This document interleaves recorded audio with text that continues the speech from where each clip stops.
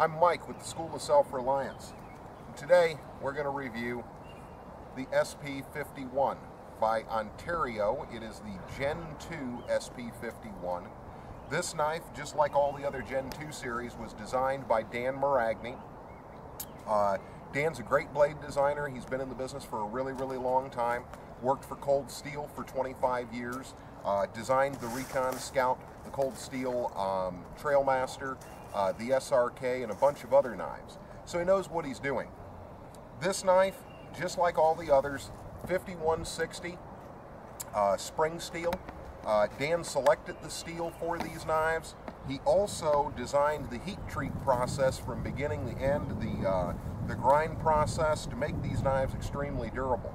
They've got a Rockwell hardness of 53 to 55, which still leaves them good and flexible, but they take and hold a really nice edge. So these are actually some really well thought through knives at what I consider to be a fairly reasonable price, as you can have this knife for $75 to $85. And like I said, I don't want this to become just a gear review channel, because I don't want to do that. But what I do want to do is bring to your attention gear that I think represents the most most value for your dollar. And this is one of those pieces, in my opinion, right along with the SP50 that I just did the review on.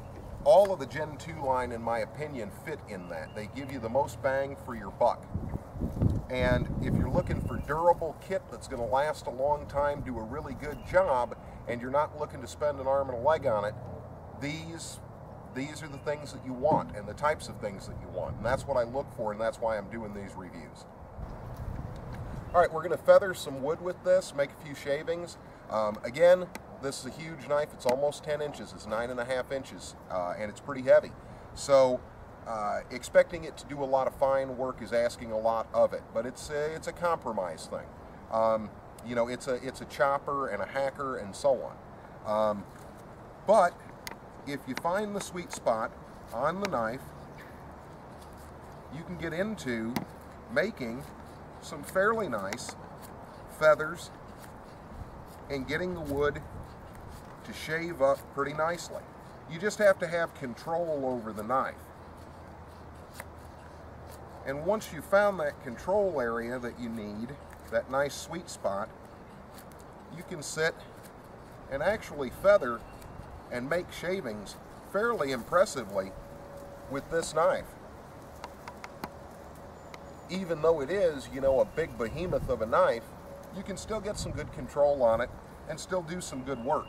As far as chopping, you know, it's got the market cornered on that. It does really well. This one is a saber grind, not the full flat grind of the SP50. 50 is a full flat grind, and this one's a saber. So it's a 1/4 of an inch thick all the way down to here. And then the grind starts over towards the edge.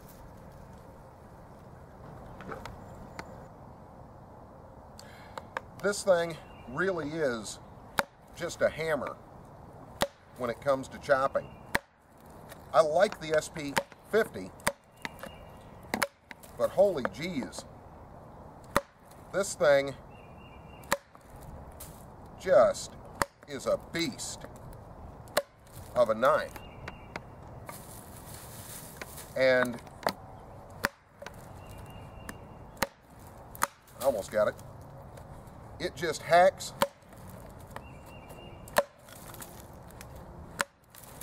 and hacks and hacks. And as far as penetration, we'll roll this log over a little bit. Like I said, this is seasoned wood. It's pretty hard. But look at that thing bite in there. Even with that saber grind, the saber grind does kind of stop it from penetrating too much further. But, you know, it's got a wedge shape to it, so, you know, that's what you can expect. But it's got so much heft to power it in there that the cutting capability as far as hacking with this is just unreal. Okay, we're going to cut some standing wood, and You know, I like to cut standing wood because that's what you're going to do with this knife. You're going to hack things down that are in your way. You're going to chop things down to build supports for poncho shelter or, you know, something like that, or a lean-to. So it's the best test in my opinion. Look at that bite.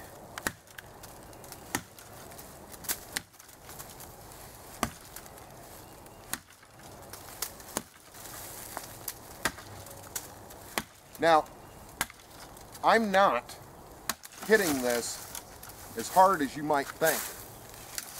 A lot of it is the energy of the blade carrying it in. I give it a good swing, but this blade has so much mass and so much heft with this thickness, and it's front heavy, so it carries through the stroke for you.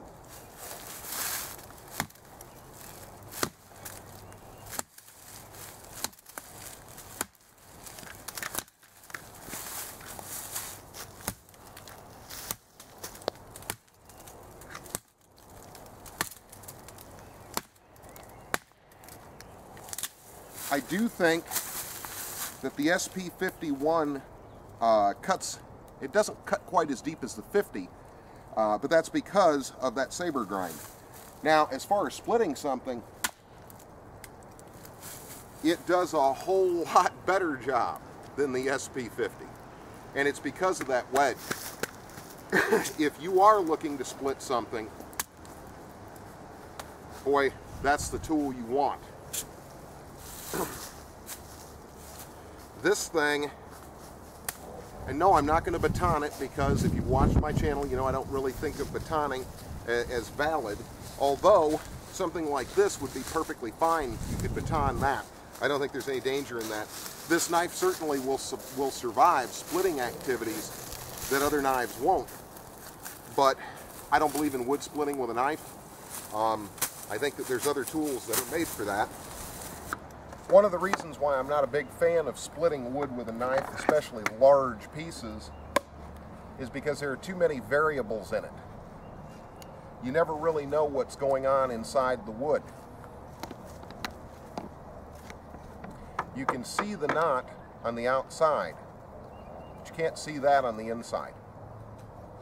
And that blade coming down through here, if this was a mammoth piece of wood, that knot would be that big. And that's going to cause the blade to bend in a C-curve, and then you're going to stress it by beating it with a baton, and that's how you end up with a lot of broken knives, is because of those unseen variables inside the wood that you don't know are there. But this knife, if you're going to do wood splitting with it, you certainly can, although I don't advise splitting stuff like this. You know, for me, the most splitting I'd ever do with this knife is splitting a small piece in order to make a fireboard, you know, a hearth, to make a fire bow, drill and stuff. I'd consider doing that, or if I just needed a flat piece of wood for something, I might consider it with a small piece. That's true batoning to me. But this knife certainly will survive that type of stuff. It's just a horse of a knife. Built tough, it's very durable. Again, the handle takes up some shock in my opinion. The Creighton really does absorb shock and help out, you know, keeping your hand comfortable. Some people say, you know, that Creighton chews up their hand a little bit. Well, Micarta chews my hand up a little bit. I think it's personal preference. But I find this handle to be pretty comfortable. I do find that this here helps you hold on to the knife during a swing. This right here does help, you know, but if you're buried back on it tight and then you make an impact, I find that this actually hurts your knuckle a little bit. So, you know, don't get all the way back on it. That hurts me. It might not you. This knife represents a lot of value for the dollar, and this is just a workhorse beast of a knife. And anytime that you can get something like this that'll compete the SE Hungalis or anything like that, you can get it for under $100. It's a no-brainer. If you need a larger knife, or you're following a one-tool philosophy, this right here would not be a bad idea for you. Me personally, I would carry a smaller knife, which I always do. You know, I carry something small for skinning and dressing, but a big workhorse behemoth of a knife can come in handy a whole lot, especially when you're building shelters, you're building traps or things like that, you need to cut a lot of wood, boy, they can save you a lot of work. But anyway, my closing thought on it, a lot of bang for your buck. Like the knife, like the whole Gen 2, you know, Spec-Plus series of knives, the Gen 2s especially, like I said, and for the price, I just don't think you can beat it. Again, I'm Mike with the School of Self-Reliance.